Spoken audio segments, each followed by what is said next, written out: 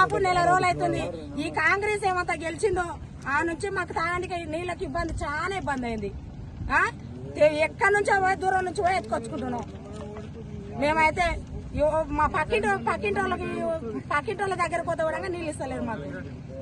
మా కాంగ్రెస్ ప్రభుత్వం వచ్చిందని చెప్పి వాళ్ళు ఇష్టం వచ్చినట్టు ఇది చేస్తున్నారు. మాకు చాలా నీళ్ళకి ఇబ్బంది అయితే చెరువులో నీళ్ళు కూడా లేవు.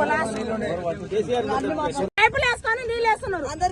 వాళ్ళు కూడా కాలు మొత్తం నీళ్ళు ఇస్తలేరు తెలుసా. వాళ్ళు మా తోట పెట్టుకొని మీకు నీళ్ళు ఇవ్వాలంటున్నారు.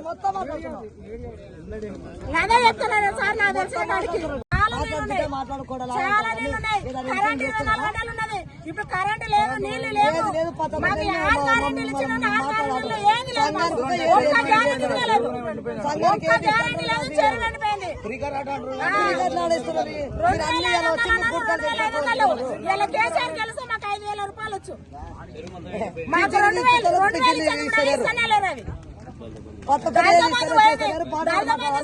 దండబంధు లేదు, రైతు బంధు అన్న రైతు బంధు లేదు, ఏది లేదు.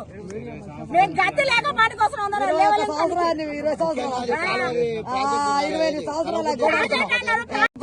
కేసీఆర్ మొత్తం నీళ్లు రావచ్చు కదా. ఇక్కడ మాకు నీళ్లు కావాలి.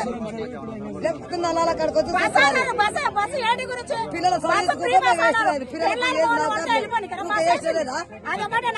పాటగారు ఊరికొచ్చి అదొకటేనా 3 వరకు వెళ్ళిపోవాలి. చక్క వెళ్ళిపోవాలి. 3 ఇంటికాడికి ఎమ్మెల్యేతో రాలా. చెరువు చూడండి ఒకసారి.